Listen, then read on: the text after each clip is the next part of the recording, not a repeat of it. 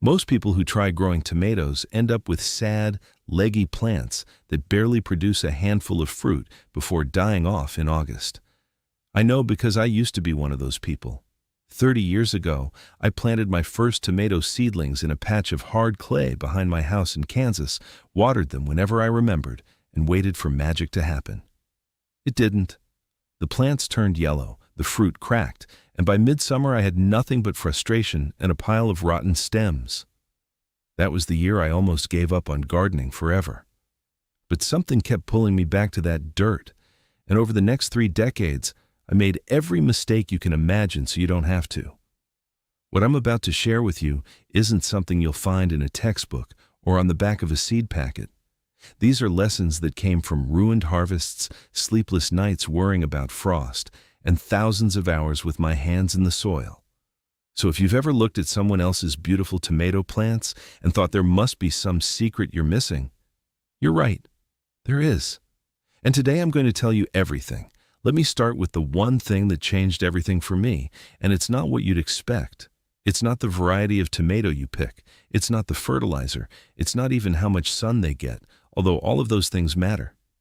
The single most important factor in growing great tomatoes is your soil. I can't stress this enough. I spent years chasing the perfect seed, ordering heirloom varieties from catalogs, trying hybrids that promised disease resistance and heavy yields. And none of it made a real difference until I started paying attention to what was under my feet. Your soil is everything. It's the foundation. If you build a house on sand, it doesn't matter how nice the walls are. Same thing with tomatoes.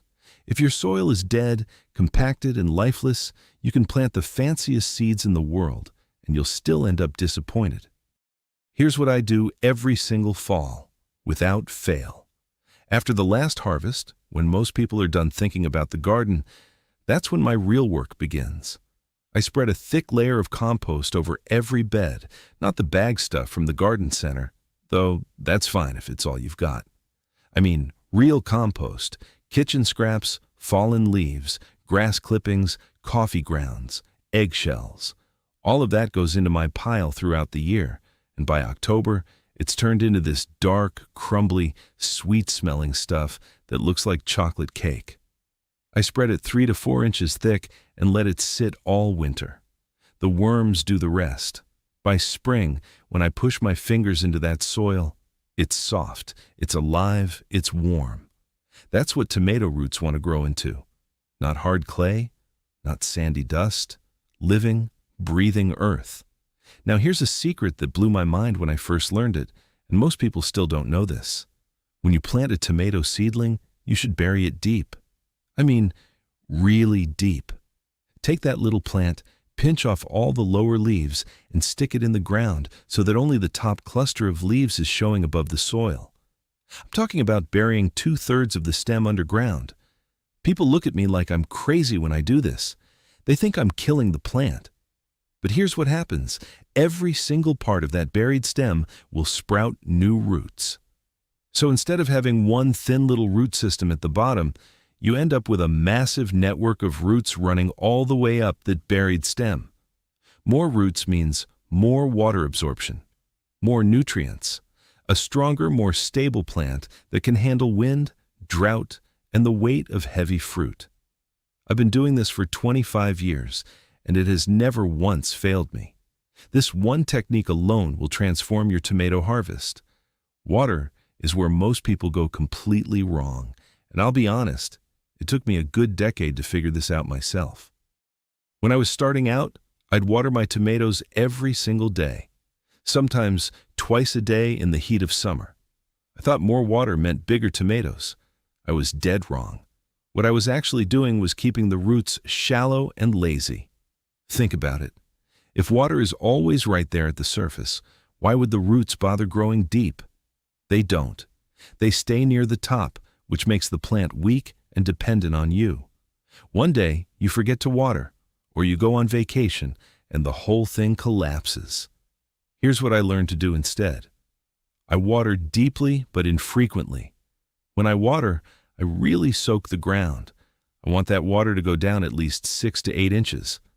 Then, I don't water again for several days, sometimes even a week depending on the weather. This forces the roots to chase the moisture downward, deeper and deeper into the soil. By midsummer, my plants have root systems that go 2 or 3 feet deep. Those plants don't panic when it's hot. They don't wilt at the first sign of a dry spell. They're tough because I trained them to be tough. And while we're talking about water, let me tell you something about watering from above versus watering at the base. Never ever water your tomatoes from overhead.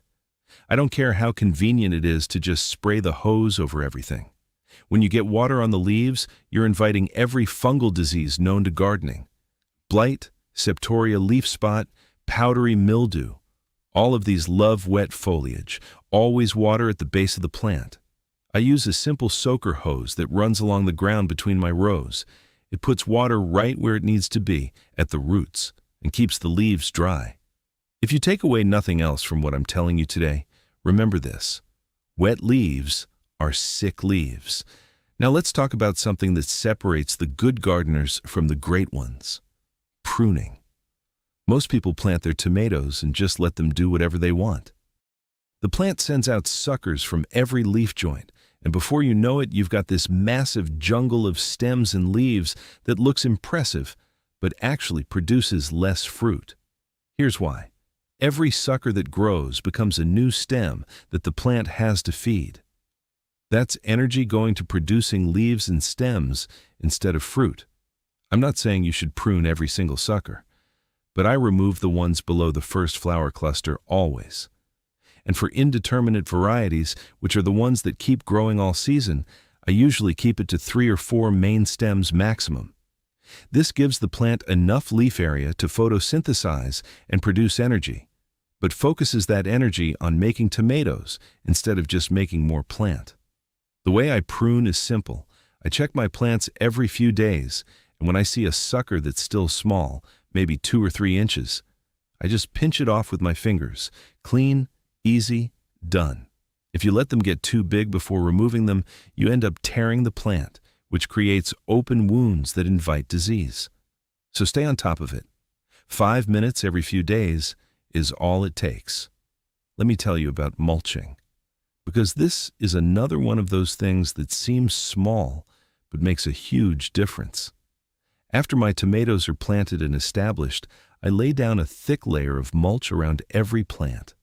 Straw is my favorite, but you can use shredded leaves, wood chips, or even newspaper covered with grass clippings. I put it down 4 to 6 inches thick, right up to the base of the stem but not touching it. What this does is incredible. First, it keeps the soil moisture consistent. Instead of the ground drying out and cracking between waterings, the mulch holds that moisture in.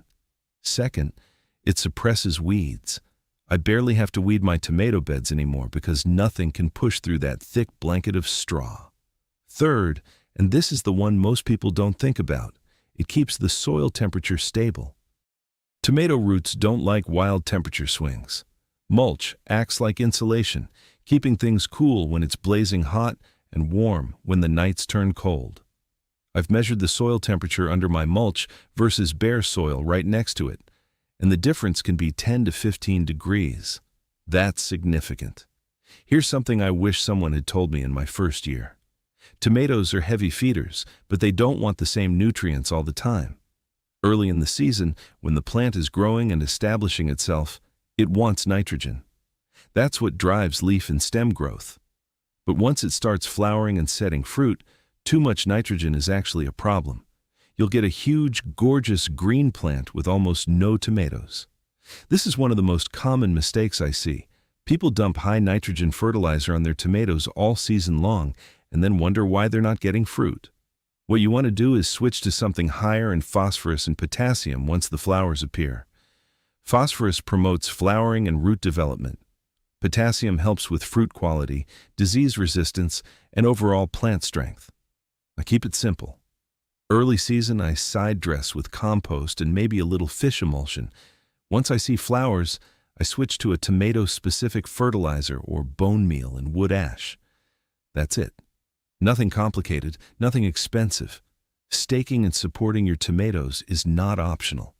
I learned this the hard way. For years, I let my tomatoes just sprawl on the ground, and every year I lost fruit to rot, slugs, and disease. The moment those tomatoes touch the soil, problems begin. Now I use sturdy wooden stakes, about 6 feet tall, driven deep into the ground right when I plant. As the plant grows, I tie it to the stake with soft cloth strips, never wire or string that can cut into the stem. For my larger varieties, I use cages made from concrete reinforcing wire.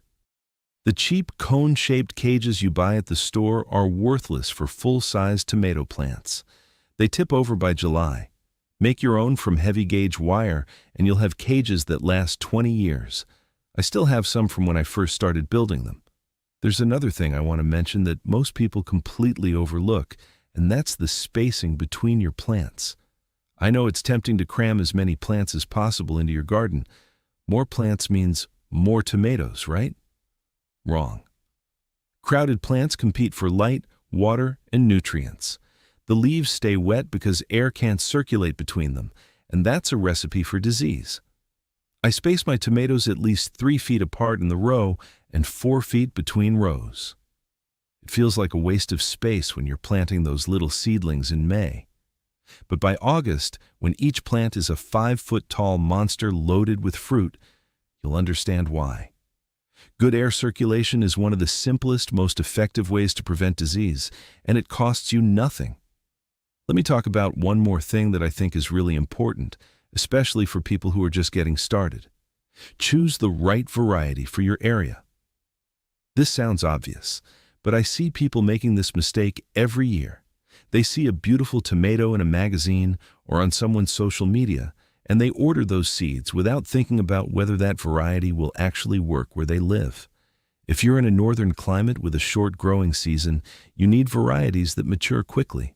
Look for ones labeled early season or with days to maturity under 70. If you're in the south with long hot summers, choose heat-tolerant varieties that can set fruit even when temperatures are in the 90s. Talk to your neighbors who garden. Go to a local garden center, not a big box store, and ask what grows well in your area.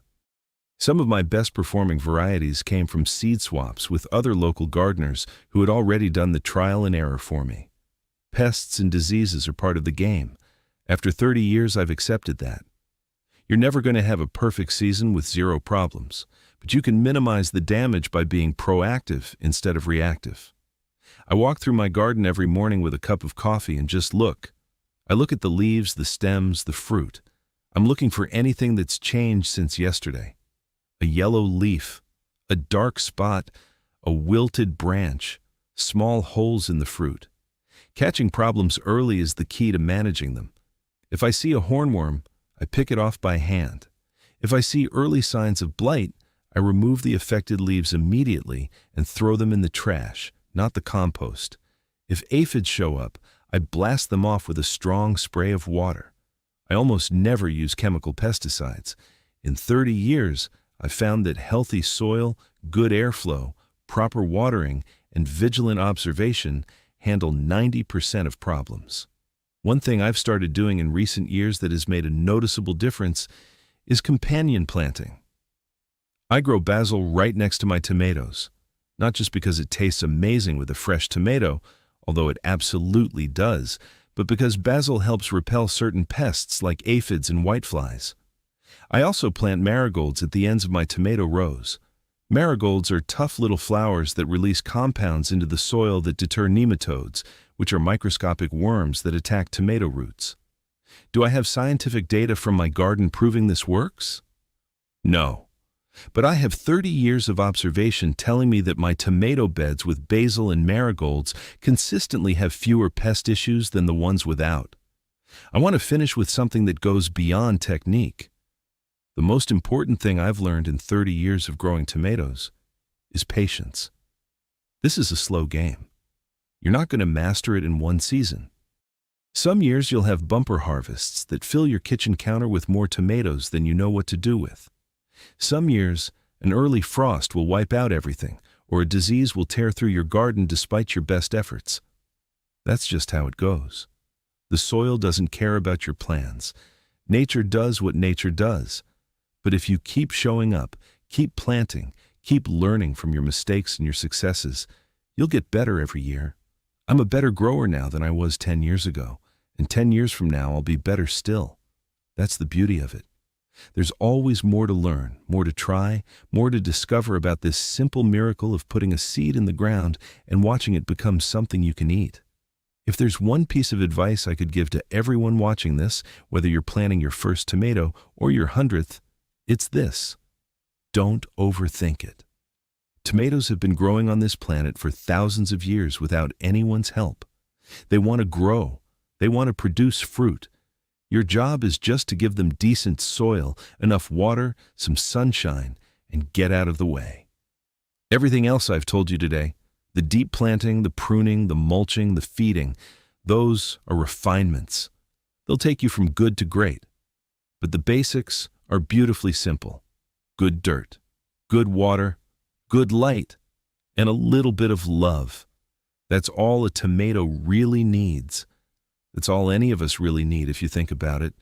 So get out there, get your hands dirty, and grow something. I promise you it's worth it. I've been doing this for 30 years, and I still get a thrill every single time I pick that first ripe tomato of the season. There's nothing like it in the world.